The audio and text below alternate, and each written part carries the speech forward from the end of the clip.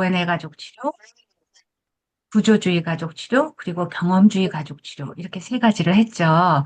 그런데 이제 경험주의 가족 치료가 정말 할 것도 많고, 정말 좋은 게 많은데, 조금 지난 시간에 제가 미흡하게 한 게 있어서, 오늘 그거를 조금 하고, 그리고 정신분석적 가족 치료 들어가도 시간이 맞을 것 같아요. 그래서 제가 화면 공유하고 꼭 여러분께 나누었으면 좋겠는 그것에 대해서 한 번 더 이제 얘기를 하고 복습처럼요.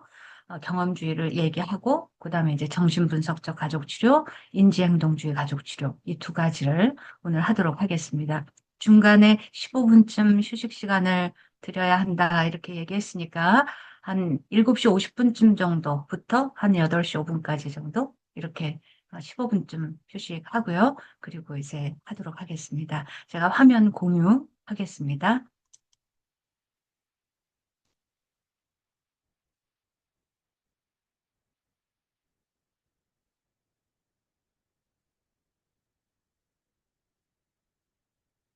네. 이 그림, 이제 여러분 기억하시죠? 제가 경험주의에서는 이 개인의 빙산이 매우 중요하다라고 지난 시간에도 강조를 했었어요. 그런데 이제 설명만 하고 이것을 어떻게 우리의 일상생활 속에서 또는 내담자에게 활용할 수 있는가에 대해서 조금 더 말씀드리고 싶은 게 있어서 오늘 이거부터 시작을 할 거예요. 이거에 대해서 복습을 하면 사실은 경험주의에서 제일 중요한 것을 다시 리마인드 하는 게 되거든요. 이 빙산이 사람을 표시하는 거라고 말씀드렸죠. 그래서 사람들이 이제 물 위에 있어는 행동, 대처 양식 이런 걸 통해서 이제 자기를 나타내면서 살고 있지만 그게 그 사람의 진면모가 아닐 수 있고 진짜 더 중요한 거는 물 밑에 이제 숨겨져 있을 수 있다 그랬어요. 그래서 사실은 자기 자신도 그것을 모르고 내면과 잘 접촉이 되어 있지 않은 사람들이 많이 있고, 그런 사람들은 실제로 당당하게 자존감 높은 사람으로 살아가기가 어려워요. 일치적이지 않게 일종의 가면을 쓰고 속에는 진짜 다른 감정, 다른 생각, 다른 원투가 있음에도 불구하고 밖에는 다른 사람의 시선을 의식하면서 그렇게 이제 가짜 자기로 살고 있을 경우가 많다라는 거예요. 그래서 모름지기 모든 내담자들은 왔을 때, 상담에 왔을 때, 이 자기의 내면과 닿을 수 있도록, 접촉할 수 있도록 해줘야 진짜 내가 무엇을 경험하면서 살고 있는지를 알게 되고, 그리고 이 상황에 정말 내가 원하는 것을 행동하면서 살 수 있게 된다라는 거예요. 그래서 경험주의에서는 치료의 고울이 뭐냐면 일치적인 사람이 되는 것이고 그 일치란 무엇을 말하는 거냐면 물 위에 있는 나와 물 속에 있는 내가 일치하는 것을 말해요. 그런다면 이 내면의 요소들을 다 알아야 한다는 거죠.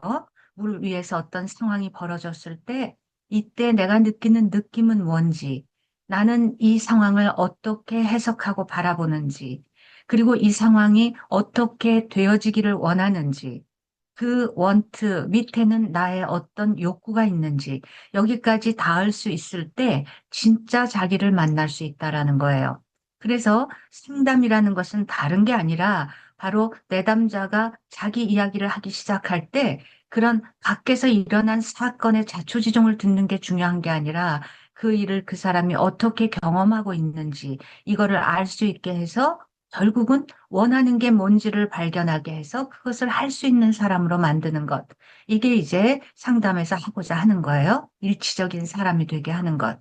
그래서 이걸 이제 상담에 오면 사람들에게 질문을 한다고 했어요. 그때 마음이 어떠셨어요? 무슨 생각을 하고 계신 건가요? 원하는 게 뭐인가요? 이런 식으로 차츰차츰 내려갈 수 있도록 탐색 질문을 던져서 그가 알 수 있도록 해준다는 거예요. 그래서 이걸 거울로 비춰주듯이 우리가 분명하게 물어봐 주면 그가 답을 하는 사이에 자기 내면을 이제 성찰하게 되고 그렇게 됨으로 인해서 이제 알게 된다라는 거예요. 그러면 상담에서는 상대가 있으니까 상담자가 그걸 상대해 주면서 물어봐 주고 답을 하게 하고 이렇게 하면서 자기를 알게 해 주지만 내가 혼자 이걸 어떻게 활용할 수 있을까? 오늘 그 얘기를 하려고 해요. 이거를 이제 나의 성장의 도구로 또 나의 의사소통의 도구로 이거를 활용하는 거예요. 의사소통의 도구로 활용한다는 얘기는 뭐냐면 내가 나에 대해서 제대로 표현을 하려면 알아야 하잖아요. 뭘 알아야 하냐면 여기 있는 대로 내 느낌과 생각과 원하는 게 뭐라는 걸 알아야 되죠. 그러면 나에 대해서 말할 때 아이메시지로 뭘 하게 되냐면 내가 물 위에서 본 것, 내가 느끼는 것, 내가 생각하는 것, 내가 원하는 것, 이 메시지를 넣어서 얘기할 때 나에 대해서 잘 말하는 게 된다라는 거예요. 그래서 이제 그걸 해야 되는데 이게 작업이 되어서 나를 알면 그게 입에서 표현이 돼서 나오지만 모르면은 안 되는 거예요. 그렇기 때문에 의사소통의 일환으로 일치적이 되기 위해서라도 뭘 하냐면 빙산일기라는 걸 쓰는 거예요. 오늘 여러분에게 그걸 말씀드리려고 하는 거죠. 자, 빙산은 이제 이런 거라는 거 여러분이 다 기억하시는 거죠. 그러면 빙산일기라는 것은 예를 들어서 이렇게 그냥 A4 용지에다가 여러분의 솜씨로 빙산 비슷하게 이렇게 그리시면 돼요. 그리고 이 요소들이 뭐라라는 걸 이제 알고 있잖아요. 그러면은 빙산 일기라는 건 언제 쓰는 거냐면 일기니까 매일 쓰나? 아니요. 이거는 매일 쓰는 일기가 아니에요. 어떤 때 쓰냐면 어떤 상황에서 대인관계 속에서 내 속에서 어떤 불편한 감정이 확 일어나거나 속이 상하거나 이렇게 해서 느낌이 있을 때, 그때 이제 빙산일기라는 걸 쓰기 시작해요. 빙산일기라는 건 자신의 내면을 잘 아는 사람은 매일매일 일상의 스트레스 상황에서 마음속에 부정적인 감정이 올라올 때마다 이 빙산의 요소에 따라서 일기를 쓰는 거예요. 근데 이 일기가 그냥 아무것도 없는 상태에서 말로 쓰기 시작하려면 이게 어려워요. 글로 그냥 쓰려고 하면 어렵다는 거예요. 그런데 이 그림을 A4 용지에다 그냥 그려놓고 크게 거기다가 낙서를 시작하는 거예요. 그냥 여기다가 느낌 이름을 써보고, 그다음에 무슨 생각을 했는지 저 지각 옆에다가 써보고, 내가 원하는 게 뭔지를 써보고, 이런 식으로 여기다가 낙서하듯이 그냥 쓰는 거예요. 이거를 하면은 내 마음속이 이렇게 그림처럼 떠오르면서, 아, 나는 지금 내 입장이 이렇구나라는 걸 알게 된다는 거예요. 이거를 이제 속이 상할 때 그냥 그 감정을 억압해버리고 부인하고 회피하지 말고 이 감정을 내 걸로 붙들고 인정하고 그 감정에서부터 감정은 내 마음속으로 들어가는 입구라고 얘기했고 그렇기 때문에 감정을 억압하면 나를 모르는 사람이 된다라는 거예요. 그래서 이 감정에서부터 이제 쓰기를 시작하는 거죠. 이렇게 되면 어떻게 돼요? 나는 매일매일 성장하게 돼요. 그리고 높은 자존감을 가진 성숙한 인격의 사람으로 이제 크게 돼요. 나를 점점 알게 되고, 알게 되니까 나에 대해서 표현하는 게 어렵지 않고, 그죠? 내가 원하는 게 뭐라는 걸 아니까 나는 원하는 걸 선택하면서 사는 주도적인 사람이 될 수 있다라는 거거든요. 그래서 이것이 자신감도 길러주고 자존감을 높여주는 일치적인 사람이 되게끔 하는 평소의 방법인 거예요. 자, 이렇게 설명을 하면서 제가 여러분에게 한번 예를 보여드리는 게 좋을 것 같아서 이런 걸 하나 만들어 봤어요. 자, A4 용지에다가 이렇게 그리셔요. 그래가지고 여러 장 복사해서 서랍 속에다 넣어 놓으셔도 좋아요. 아니면 요번 수업이 끝난 다음에 요 파일을, 한글 파일을 여러분에게 보내드리면 여러분이 그걸 복사해가지고 서랍에다 넣어 놓으세요. 그래서 언제 그걸 꺼내느냐? 속이 상했을 때 꺼내는 거예요. 그죠? 자, 여기 이런 상황이 있어요. 딸하고 엄마하고의 관계예요. 딸이 내가 하는 말에 대꾸도 않고 문을 쾅 닫고 들어가 버렸어요. 요게 상황이에요. 이렇게 한 줄 그냥 상황을 딱 쓰고 그때 내 행동이 뭐였죠? 엄마 말이 말 같지 않니? 어디서 그런 못된 버릇을 배웠어? 라고 소리를 지르면서 딸 방으로 쫓아 들어가서 딸귀를 때렸어요. 이게 내 행동과 말이었어요. 한번 적어보고. 그거는 어떤 대처 방식이었나요? 비난형이었죠. 회유, 비난, 초의성, 산만. 이런 거 있잖아요. 대처 방식. 그렇게까지 적어 놓고, 이제 중요한 건 뭐냐면, 위에 건 내가 아는 사실이에요. 내가 이제부터 분명히 알아가고자 하는 것은 뭐냐면, 저 파란색으로 써놓은 거예요. 먼저 내 감정을 이름 붙여봐야 돼요. 아, 화가 난다. 분노, 무력감, 수치심 이런 거를 느꼈어요. 그죠? 화를 내서 딱을 때렸을 땐 힘이 솟았는데 그러고 나니까 힘이 빠졌어요. 그리고 또 부끄럽기까지 해요. 왜 그랬나 봤더니 내 감정에는 내 생각이 딸려 있다고 했죠? 왜 화가 났냐면 저 딸이 나를 무시하네. 그러니까 화가 났어요. 왜 무력했어요? 나는 엄마로서 통제력을 상실한 것 같아요. 아니, 어따 대고 딸이, 그죠? 말도 안 하고 문을 쿵 닫고 들어가냔 말이죠. 그러니까 엄마로서의 통제력을 상실한 것 같아서 무력감을 느꼈어요. 그런데 막상 들어가서 따귀를 때리고 나니까 어른답지 못한 행동을 한 것 같아서 부끄러웠어요. 자, 이렇게 느낌 하나에 생각 하나를 적어보는 거예요. 그러면 이제 내 입장이 분명해졌죠? 그런데 이 빙산 일기를 쓰는 주 목적은 뭐냐면 내가 원하는 게 뭐라는 걸 알기 위해서예요. 그래서 기대를 적어봤죠. 기대.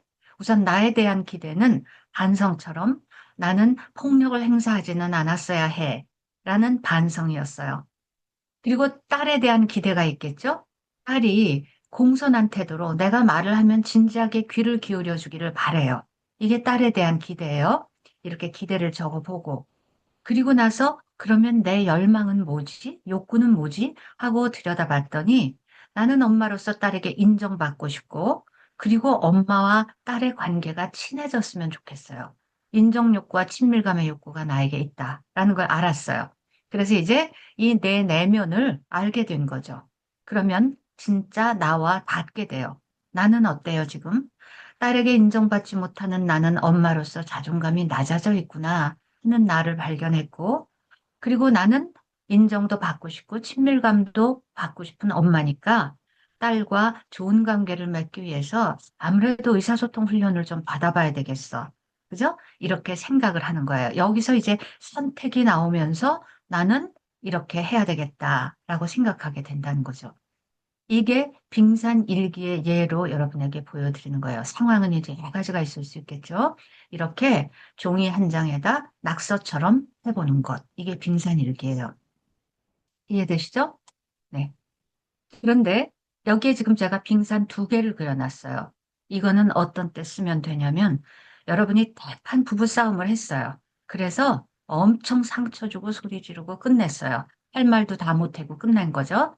그런데 그런 다음에 그거를 그냥 상처받은 채로 놔두고 묻어버리지 말고 그냥 종이를 꺼내놓고 이번엔 빙산 두 개를 그리고 한 빙산에다는 나에 대한 마음을 낙서를 해봐요. 나는 이렇게 느끼고 생각하고 내가 원하는 것은 뭐다. 그다음에 한쪽에는 남편의 혹은 아내의 빙산을 써보는 거예요. 이건 물론 추측이죠. 아, 그는 이런 말과 행동을 했지. 그의 대처 방식은 비난이었어.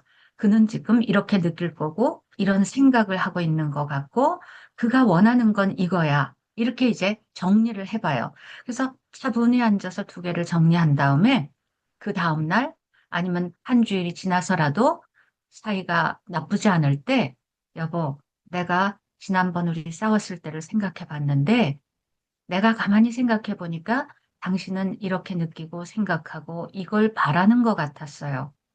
그런데 말하자면 상대방의 빙산부터 읽어주라는 거예요. 그런 다음에, 그런데 말이에요. 나는 그때 당신이 이런 말을 했을 때 이렇게 느꼈고, 이런 생각이 들었고, 내가 당신한테 바라는 것은 이거예요. 라고 구체적으로 얘기를 하는 거예요.